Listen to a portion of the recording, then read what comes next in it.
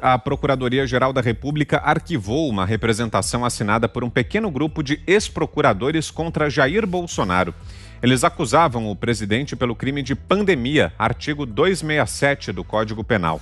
Em sua manifestação de 11 páginas, o vice-procurador Humberto Jacques alegou que não se pode imputar a responsabilidade pelo aumento do número de casos de Covid-19 a uma atitude negligente do presidente da República. Disse ele: uma das razões que explicam esse fenômeno tem a ver com a impossibilidade material do surto do novo coronavírus ser imputado a uma pessoa. É que, resultando a propagação da Covid-19 de uma transmissão difusa e, em alguns casos, já sustentada, a reconstrução de sua cadeia de propagação acaba sendo, na prática, inviável. A representação contra Bolsonaro foi assinada por Débora Duprá, ex-procuradora federal dos Direitos do Cidadão, Cláudio Fonteles, ex-procurador-geral, e por outros ex-membros do órgão. Fiuza. Olha, a conduta do Ministério Público aí é um vexame, porque o que nós estamos vendo são os direitos da população sendo caçados, né, por autoridades que usaram como pretexto medidas sanitárias para controle, para solapar liberdade, solapar direitos de ir e vir, criar protocolos e padrões de funcionamento de atividades, serviços, comércio, etc., absolutamente desvairados. E quem seria o defensor do direito difuso, do direito coletivo, como está escrito na Constituição do país? Seria o Ministério Público. E o Ministério Público está aí, né, fazendo, quer dizer, não todo, mas eu vou generalizar aqui, porque nós estamos a pé em relação à defesa institucional contra esses arroubos. Quem é que defende a população? Nós aqui nos Pingos estamos cansados de mostrar os desmandos, os descalabros, né, o uso de pandemia para situações de controle, de coerção e de obstrução da vida em sociedade. Não tem ninguém, isso aqui parece um faroeste. Você reclama com quem? Com o Papa? Ele não vai te ouvir. Então seria o Ministério Público. Mas o Ministério Público só aparece quando é para sancionar o arrobo dos tiranetes, né? Tem exceções, tem uma ou outra exceção, mas realmente são minoritárias. Então estão aí, quer dizer, fazendo o que a gente viu ser feito nos Estados Unidos, né? É uma mimetização daquela conversa fiada que a gente viu até o ex-presidente Barack Obama aderir. Ele acusou o Donald Trump de assassinato, né? Indiretamente, o Barack Obama acusou diretamente o Donald Trump de responsabilidade pelas mortes. Ou seja, a licença para leviandade está liberada.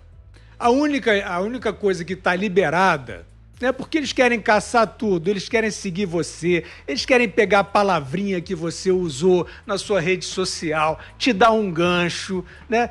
Olha, saíram do armário, né? Todos esses ditadorzinhos de fundo de quintal saíram do armário, eles estão numa alegria enorme, controlando todo mundo. Dá para mandar em todo mundo. Isso não é só poder constituído, não. O cidadão está assim também. Virou uma epidemia de dedo duro. Todo mundo sabe que o fulano andou para lá, andou para cá, que isso pode, que isso não pode. As pessoas que procuram e procuraram agir com responsabilidade dentro dessa pandemia, elas estão esquecidas.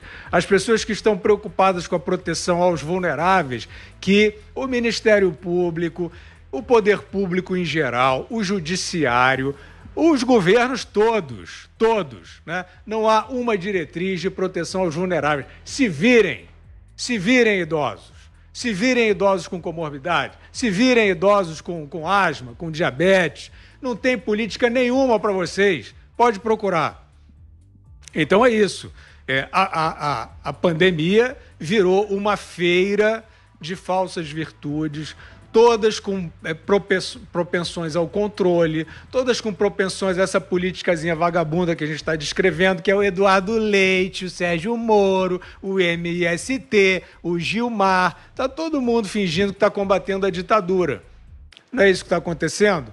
Então, o que a gente precisa dizer é o seguinte: esses que estão usando, assim como aconteceu no Covidão, né? Não já foi gente presa no Covidão? Não já foi governador afastado? Então, vamos continuar com esse trabalho. Esses que estão usando a saúde e a vida das pessoas para fazer demagogia, para aparecer no jornal, etc., têm que ser responsabilizados, né? Se não for dentro da instituição, tem que ser pelo clamor da opinião pública, tem que ser pelo Poder Judiciário e espero que continue sendo dentro da institucionalidade da democracia, porque a população, com toda a razão, está revoltada. Ana. Olha, voto com o relator, aplaudindo de pé aqui o Fiuza, porque realmente é isso, né? A sinalização da virtude hoje é uma das pragas aí atuais que vai comendo, né, ali a espinha dorsal do debate intelectualmente honesto. E eu fico impressionada como hoje em dia, talvez a época na humanidade aí com maior poder de comunicação, né, na humanidade, tecnologia e liberdade, praça pública e redes sociais e jornais digitais, enfim, você tenha que ouvir esses discursos tão vazios e tão pobres e perigosos ao mesmo tempo, como essa Débora Duprá aí, por crimes, acusam o presidente, procuradores acusam o presidente por crimes na pandemia, aí vai o outro ministro do STF, é um genocídio, aí vai alguém e fala, é um fascismo. Hoje está rodando aí nas redes sociais um vídeo de uma atriz aí completamente enlouquecida no vídeo, dizendo que a culpa de não termos carnaval é do Bolsonaro, que o Bolsonaro isso, que o Bolsonaro aquilo, que é culpa do Bolsonaro não termos uma vacina em julho e agosto. Ou seja, ninguém tinha vacina em julho e agosto. Então, esse é o problema. A democratização do debate público, da praça pública, da praça pública, das redes sociais, trouxe também um nível de discurso vazio e ao mesmo tempo, perigoso, porque palavras importantes, palavras profundas, né, como crimes, como assassinato, como genocídio, como nazismo, fascismo, elas são jogadas no debate público como quem joga uma roupa suja num cesto de roupa suja. E isso é inaceitável, principalmente aí partindo do Ministério Público e de ministros do Supremo Tribunal Federal e de agentes políticos do nosso cenário político aí. A gente não tem que aceitar isso mais não, e a gente tem que cobrar. Crimes na pandemia, quais? Assassinato, o quê?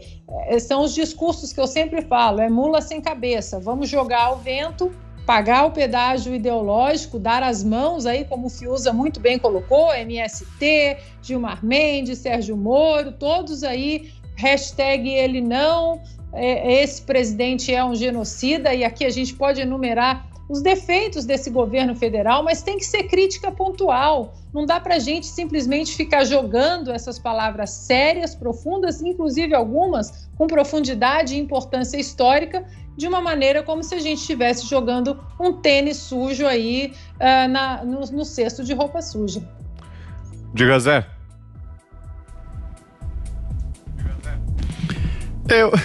Ana e Fius, eu vou minimizar um pouco aí essa ação. Não é o Ministério Público, isso não é o pensamento do Ministério Público. Esse grupo ele é conhecido dentro do Ministério Público como um grupo ligado a teses de esquerda, de direitos humanos, o Fonteles, a Duprá e outros, entendeu? Então, eu vou dar um crédito aqui ao Ministério Público e dizer que esse pessoal não representa o Ministério Público. E quando apresenta uma ação assim, na verdade, eles destilam ali ações políticas, teses políticas, muito menos do que exatamente a função nobre que o Ministério Público ganhou. O Constituinte de 88 colocou o Ministério Público numa posição privilegiada. É quase um quarto poder. É um poder à parte, tem autonomia total administrativa, financeira e ninguém pode interferir. Eu acho isso correto, né? Desde que ficasse como manda a Constituição, representando o povo. Quando o Ministério Público abre uma ação e é tem um monopólio de propor ação, né? Está agindo em nome do povo. Mas esse pessoal que assinou isso aí não representa o Ministério Público, e isso não é a primeira vez, e sempre foi assim, esse grupo age dessa forma.